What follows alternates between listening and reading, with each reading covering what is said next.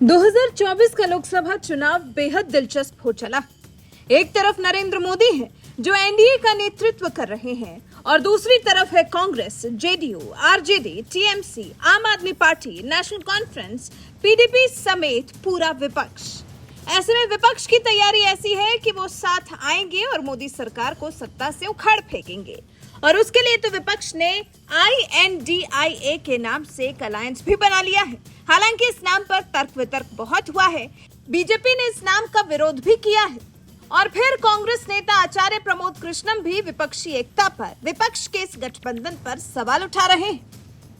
आचार्य प्रमोद कृष्णम ने विपक्ष के महागठबंधन को लेकर अपनी प्रतिक्रिया दी है। उन्होंने साफ शब्दों में कह दिया है कि भारतीय जनता पार्टी को हराना आसान नहीं होगा। इस विपक्षी एकता से प्रधानमंत्री नरेंद्र मोदी को मात नहीं दी जा सकती है। इसके लिए किसी बड़े चेहरे की जरूरत होगी। कांग्रेस नेता आचार्य प्रमोद कृष्णम ने फिर यह भी कह दिया कि विपक्ष का महागठबंधन और एकता सराहनीय है, लेकिन इस विपक्षी एकता से प्रधानमंत्री नरेंद्र मोदी को नहीं हराया जा सकता। 2024 के लोकसभा चुनाव में प्रधानमंत्री नरेंद्र मोदी को हराने के लिए चेहरा चाहिए, क्योंकि बिना दूल्हे की बारात नहीं जाती है। प्रमोद कृष्णम ने विपक्षी एकता की सराहना की, लेकिन फिर भी इसे नाकाफी बताया। मोदी को हराने के लिए इस विपक्षी एकता पर आचार्य प्रमोद कृष्णम को विश्वास नहीं है, क्योंकि उनका मानना है कि विपक्ष के पास कोई चेहरा ही नहीं है। हालांकि अपनी पार्टी कांग्रेस के लिए आचार्य प्रमोद कृष्णम ने यह भी कहा, सिर्फ कांग्रेस ही पीएम मोदी को हरा सकती है। इसके लिए प्रियंका गांधी को 2024 के लोकसभा चुनाव में चेहरा बनाना होगा। क्षेत्रीय पार्टियों में इतना दम नहीं कि वो बीजेपी को रोक सके। क्योंकि विपक्षी एकता का प्रयास सराहनीय है, अच्छा है, लेकिन सिर्फ विपक्ष की एकता करके मोदी को नहीं हराया जा सकता।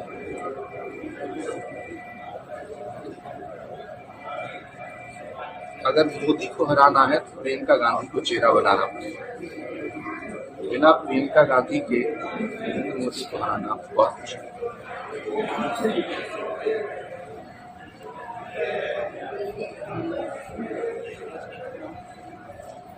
सिर्फ विपक्षी एकता के दम पर, बिना चेहरे के, नरेंद्र मोदी को नहीं हराया जा सकता।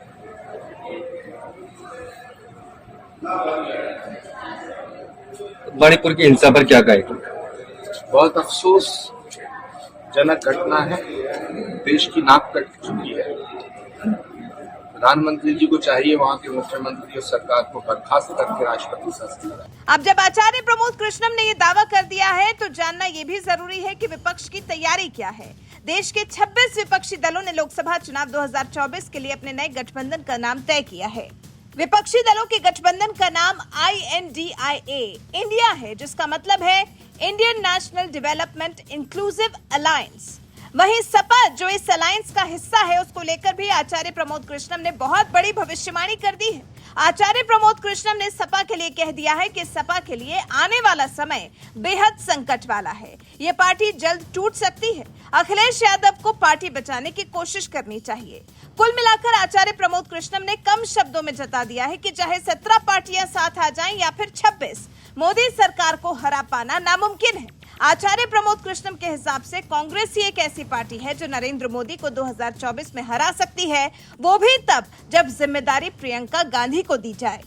आचार्य प्रमोद कृष्णम पहले भी प्रियंका गांधी को आगे बढ़ाने की वकालत कर चुके हैं। वो समय समय पर जता चुके हैं कि अगर कांग्रेस की कमान प्रियंका गांधी के हाथों में दे दी गई तो कांग्रेस के दिन एक बार फिर संवर सकते हैं। कांग्रेस मुस्लिम विरोधी पार्टी है, जबकि सच ये है कि न सिर्फ हिंदुओं की पार्टी है कांग्रेस, और न सिर्फ मुसलमानों की पार्टी है। कांग्रेस करोड़ों हिंदुस्तानियों की पार्टी है। जहां तक हिंदुत्व का सवाल है, प्रियंका गांधी से बड़ा हिंदू है कोई? दुर्गा का अवतार है वो। हालांकि उनकी साधना, शाकुंभरी का दर्शन, प्रयाग में स्नान, रुद्राक्ष की माला धारण करना निजी आस्था का विषय है, लेकिन उनके इस आचरण ने भाजपा की इस मुहिम की हवा निकाल दी है। और याद रखना एक बात, बीजेपी का जो वध है वो प्रियंका गांधी के हाथों से ही होगा। हालांकि कांग्रेस की तरफ से अभी तक राहुल गांधी को पीछे कर प्रियंका गांधी को आगे करने के बारे में कुछ नहीं कहा गया है, लेकिन आचार्य प्रमोद कृष्णम का ऐसा मानना है कि अगर कांग्रेस ने प्रियंका गांधी को आगे कर दिया तो निश्चित तौर पर कांग्रेस 2024 के चुनाव में नरेंद्र मोदी को टक्कर दे सकती है। वैसे कांग्रेस के वरिष्ठ नेता आचार्य प्रमोद कृष्णम ने जिस तरह से विपक्षी एकता की धज्जियां उड़ाते हुए प्रियंका गांधी को आगे लेकर आने की वकालत की है, इस बारे में आपकी क्या राय है? कमेंट कर हमें जरूर बताएं।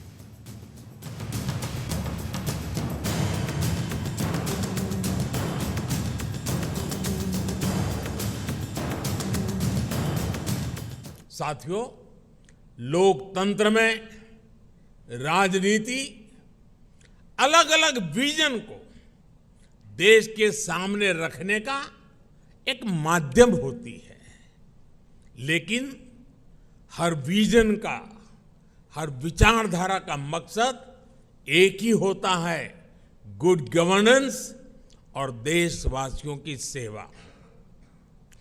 पॉलिटिक्स में प्रतिस्पर्धा हो सकती है, लेकिन शत्रुता नहीं होती।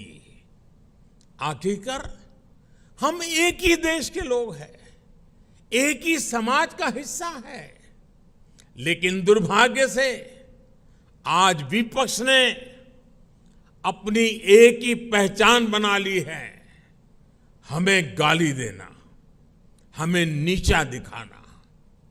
बावजूद इसके हम एनडीए के सभी साथियों ने हमेशा देश को दलों के हित से ऊपर रखा है। हमने राजनीतिक सौहार्द और शालीनता को बनाए रखने के लिए प्रयास किए हैं। ये एनडीए सरकार ही है जिसने प्रणब दा को भारत रत्न दिया, जो जीवन भर कांग्रेस में रहे थे, लेकिन हमें उन्हें ये सम्मान देने में संकोच नहीं किया। ये एनडीए सरकार ही है जिसने मुलायम सिंह यादव, शरद पवार, गुलाम नबी आजाद, तरुण गोगोई, एमसी जमीर, मुजफ्फर बेग, ऐसे अनेक नेताओं को जो राजनीतिक दृष्टि से हमारे साथ नहीं है, हमारे खिलाफ है, हमने पद्म सम्मान दिया है उन लोगों को। ये नेता भी कभी बीजेपी या एनडीए में नहीं थे, लेकिन हमने देश सेवा में उनके लंबे योगदान को स्वीकार किया, उसे सराहा, उन्हें सम्मानित किया। लोकतंत्र की ये मूल भावना एनडीए की कार्यशैली में आपको हर जगह दिखेगी।